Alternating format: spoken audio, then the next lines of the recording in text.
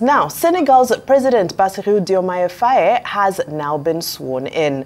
Arise News has been on the ground in Senegal, bringing you blow-by-blow accounts as events unfold. We're now joined by Arise senior correspondent Odiai, who is in Diamniadio, to give us a situation report. Good afternoon, Mr. Ohi. Looking very sharp. It's official. We now have our youngest elected president in the world, in Africa. How did it all go? Well, it's been a very, very colorful and eventful ceremony here. Odiai Faye has just been sworn in as the youngest president in Senegal. The youngest president, indeed, the youngest elected president in Africa. And even though the ceremony is about wrapping up now inside this international conference center, there are lots of Senegalese around us. Just outside, if my cameraman can just pan around, the journalists, you see from a distance, even Senegalese waiting outside eagerly for the president who has just been sworn in. So a lot of expectations for Odiai Faye. Like I rightly said, he's just 44 years old, and the issue of youth employment needs to be tackled effectively yet in Senegal, boosting the economy, a very key issue. And also, when we rightly said that it's also going to renew the mining licenses. And there's been a wave of encouragement from the main opposition leader, Sonko. So we begin to see how the party, PASTEC, will also support him in his quest to be effective as the president of Senegal. Well said, Mr. Ohi. Just wondering if everyone was on board and everything went beautifully. Was there any incident, any disruption whatsoever, or was it just a wonderful ceremony? Whether it was leading up to it or what's happening now? No disruption. If it's something you can readily give to the Senegalese, it's their sense of honesty, their sense of probity, and things are done properly right there. Even when we're coming to the International Conference Center, we all queued up orderly, went to the security checks, and once you have your invitation and your tag, you are allowed into the hall, and everything went on smoothly. All right, Mr. Ohi, some might say that Ousmane Sonko is the real man of the moment. Was he cited there, and what was the response when he showed up? Well, Sonko is very, very, very popular in Senegal. Yeah, if you see what the discussion I've had with certain Senegalese to this innovation, the fear of godfatherism, because who really is the president? Is it Faye or the main opposition? The main opposition leader, Sonko, is giving him all the support to become the president. Because as Faye becomes the president, he has all the powers.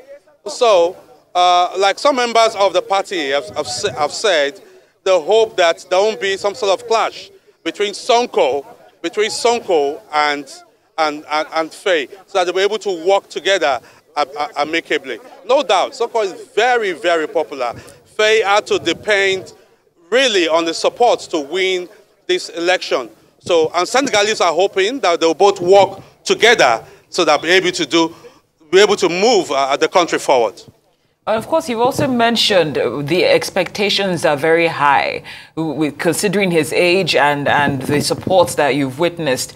Are you, just from the temperature that you've taken in the room, are you concerned that there might be a need to manage expectations based on the current realities on ground to give him, enough room and supports to do what he needs to do?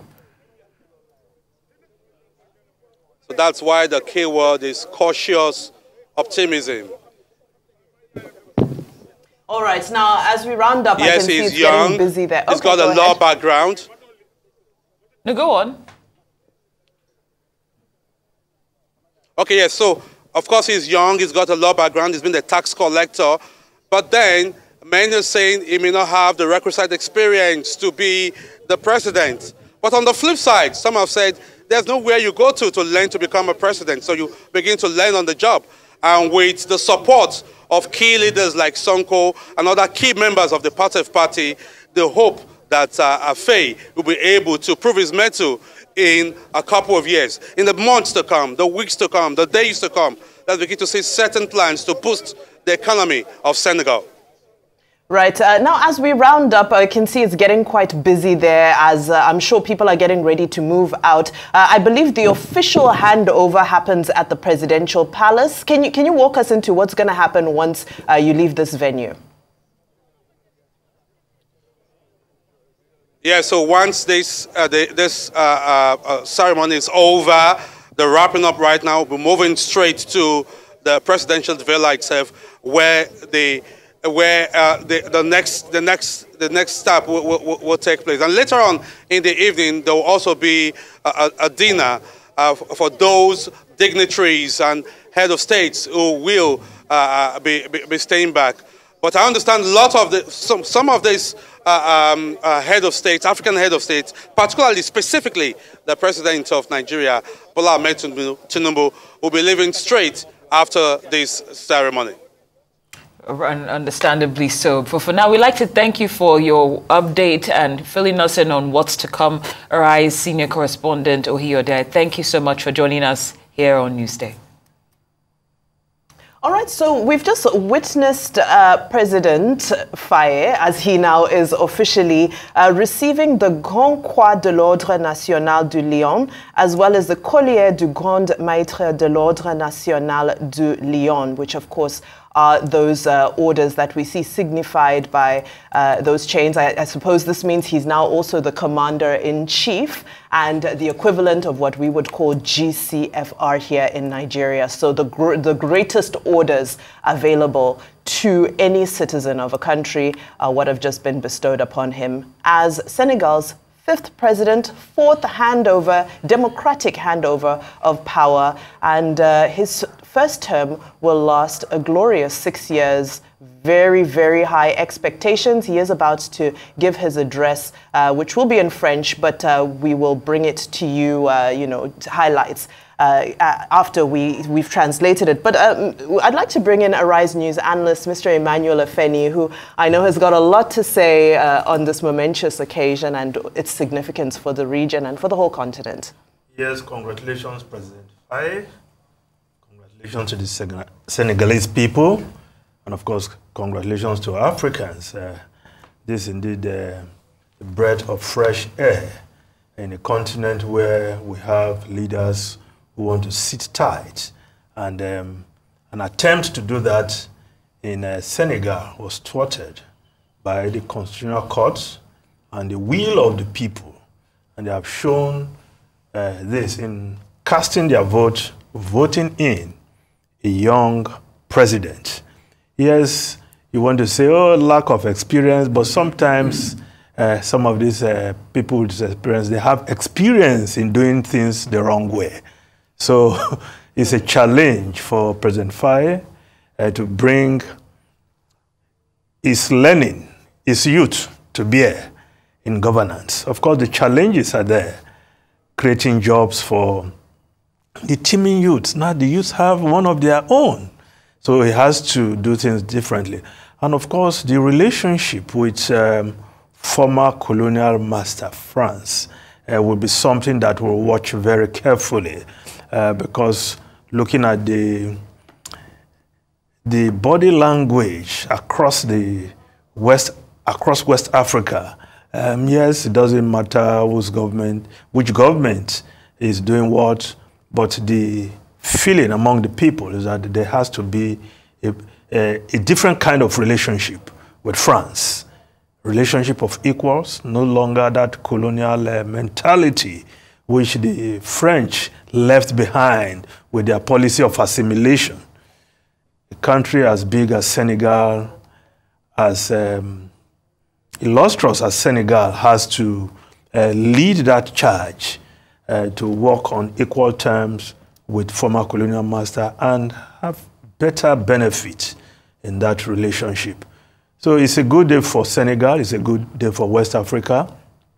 At least the President Bola Ahmed Tinubu, the chairman of ECOWAS, has to travel to celebrate something about democracy, not in connection with some military junta who want to disrupt things or disrupted things in their country. So it's a good day for Africa, it's a good day for Senegal, it's a good day for the people of that country who are also well known for their jollof rice.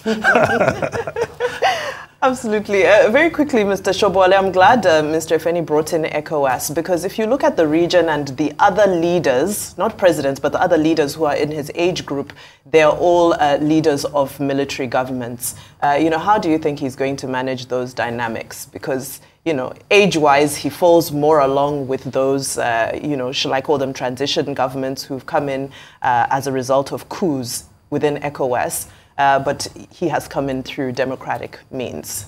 Look, there is no basis for comparison because nobody set any age qualification to be president in any nation across West Africa.